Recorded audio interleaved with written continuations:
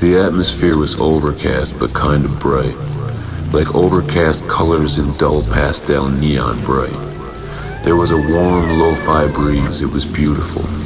It was almost like there was a three-dimensional analog record crackle in the breeze. The breeze was a three-dimensional analog record crackle. It was like I was playing one of my favorite old worn-out dreams that I never had before in this existence, yet I've played it a million times before in past nows. I never felt so comfortable in any other dream. It was amazing. So I was in this, I don't know, it was kind of like a yard sale for freaks, but it was also an office meeting. And I was looking around, plucking sentient details from old wooden junk table gardens. There were a few of us, and my high school crush was there. She had a prominent dominance. And there was this machine kind of off in the corner, but not at all hidden. It looked like a square glass gumball machine, but it wasn't on a pole or anything. It was just sitting there on the ground. It was big enough for people to get inside, and inside there was this needle on a crane in the center of it, and we would get in and sit around it, and then you would turn it on and it was the tripping dream machine. It would spin your hallucinations into physical manifestations. They looked like moving, spinning blocks right before your eyes. They kind of spun like how a plate spinner spins plates. Like your subconscious was manifesting its emotions and ideas into what looked like children's wooden blocks spinning on an axis on top of one another. They were all different colors. You would make it happen automatically, but you could also interact with it. You could put your hand or finger right into one of the spinning blocks and it would multiply or spin out and disappear through little invisible wormholes and come out somewhere else in the same approximate area. Kind of like the way something would react in the quantum world, I suppose. And it was so fucking psychedelic. We would touch them and they would spin off into nothing and come back somewhere else in the same spot. It was making us laugh like hell, like we were stoned for the first time on something completely new, stoned on the experience of a new dimension. And there were 3 of us in this machine. One of my high school crushes was across from me and someone else was next to me. And I want to say it was one of my ex-girlfriends that I loved very much, but I'm not sure.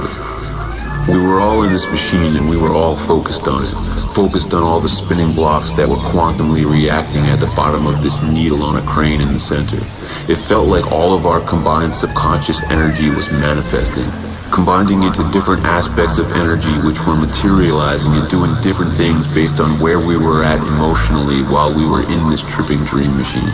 It was like our nervous and sexual and intellectual energy towards each other was physically manifesting right before our eyes into this beautifully psychedelic, suspended yet moving sculpture with all of these independent spinning parts. The parts weren't touching, but they were together at the same time. It was so quantum. The more we focused on it, the more tripping dream blocks we could spin and create, and it was fucking awesome.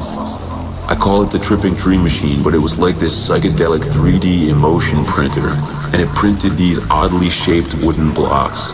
Some were shaped like squares, some circles, some moons, hexagons, all kinds of shapes.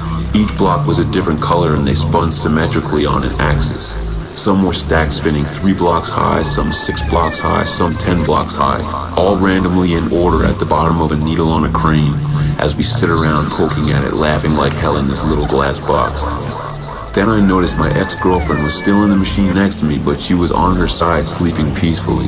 At the same time, I realized that my high school crush and I grabbed each other and started kissing and hugging right in the middle of all the blocks. We became the spinning blocks. We became one with everything in the machine, and the needle was simultaneously spinning our subconscious and conscious minds, physically and mentally. The word hyperdimensionally comes to mind. It was some strange combination of energies and it felt so good, different, like a new kind of good feeling. I don't want to say sexual, it was more than sexual, it was psychedelic sexual, which I can only describe as orgasmic without the dirty aspect. I don't even think the physicalness of making out was really involved. It was more than that, it was so fucking weird, man. We became the tripping dream machine. We spun pure love in some other dimension, a dimension that can only be reached in dreams or some astral plane. And then we got out of the machine. We were so spinning the craziest tripping blocks ever that the machine just kind of spun around and broke apart, and we all got out laughing so hard. We were all like, that was fucking amazing. And then here comes Bill with the fucking answering system, whatever that meant. Bill from work. This fucking old guy with the lumpy ass nose. He came over to the psychedelic yard sale for some reason, I guess. And the tripping dream machine was just broken, but we were trying to get in there and fix it again. We were trying to turn it on and it was going around, but no one was in it this time. And I was like, see, we can get in there. And then my dog Weaver was at the yard sale somewhere. I could feel her presence, but she wasn't necessarily Weaver. I don't know. I don't know what the fuck we were doing. It was like we were just playing with the universe and the quantum world and all of the fun little surreal gadgets the universe has to offer. And we were doing it in a very ethereal way.